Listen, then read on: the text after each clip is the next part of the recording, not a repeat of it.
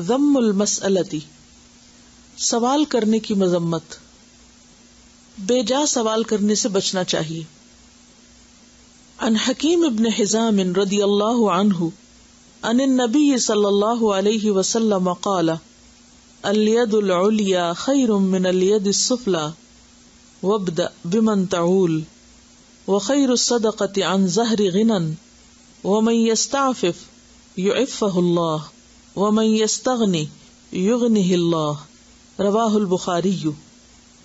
حکیم بن حزام رضی اللہ عنہ نبی اکرم صلی اللہ علیہ وسلم سے روایت کرتے ہیں کہ اوپر کا ہاتھ نیچے کے ہاتھ سے بہتر ہے، یعنی دینے والا لینے والے سے بہتر ہے. پہلے اپنے بال بچوں اور عزیزوں کو دو، اور عمدہ خیرات وہی ہے جس کو دے کر آدمی مالدار رہے.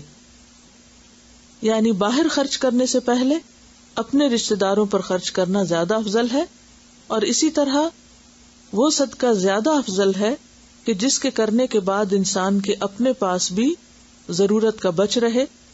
کیونکہ اگر انسان سب کچھ دے ڈالے تو شیطان اس کے دل میں وسوسہ ڈالے گا کہ تم نے ایسا کیوں کیا، یا جو کیا وہ درست نہیں کیا، اور شاید اس کو دین سے یا نیکی کے کام سے آئندہ کے لیے متنفر کرنے کا ذریعہ بنے.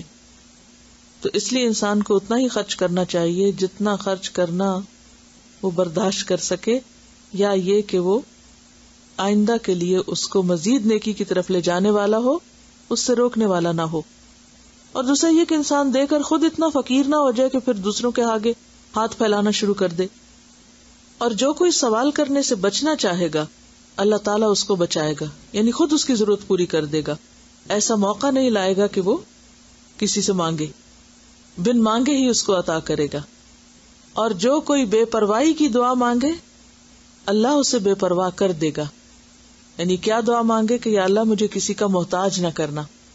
تو اللہ تعالیٰ اس بندے کے دل کا حال جانتے ہیں اور اس بندے کے حالات کو پہچانتے ہیں کہ وہ کس جذبے اور کس نیت سے دعا کر رہا ہے.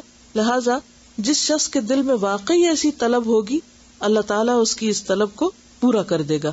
اس حدیث کو بخاری نے روایت کیا ہے.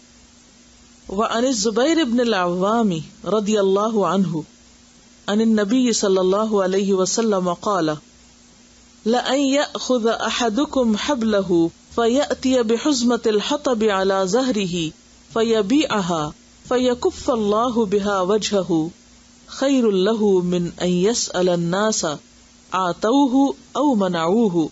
رواه البخاری. حضرت زبیر بن عوام رضی اللہ عنہ کہتے ہیں کہ نبی اکرم صلی اللہ علیہ وسلم نے فرمایا، تم میں سے کوئی اپنی رسی لے کر جنگل جائے اور لکڑیوں کا ایک گٹھا اپنی پیٹھ پر اٹھا کر لائے، پھر اسے بیچے، اور اس کے سبب اللہ تعالیٰ اس کی آبرو رکھے. ایسا کرنا بہت بہتر ہے سوال کرنے سے، کیونکہ معلوم نہیں کہ لوگ اسے دیں یا نہ دیں. اسے بخاری نے روایت کیا ہے. تو اس سے پتہ چلتا ہے کہ انسان جو کمائی اپنی محنت سے کرتا ہے وہ اس سے بہتر ہے کہ جو انسان مانگ ٹانگ کر حاصل کرتا ہے اور پھر اس میں اس کی عزت و آبرو جاتی ہے. تو اس لیے کہا گیا کہ اگر کوئی چھوٹا موٹا کام ملے اور وہ بھی کر لے انسان اور اس سے اپنی کمائی کا اہتمام کرے تو وہ زیادہ بہتر ہے کہ لوگوں سے بھیک مانگے.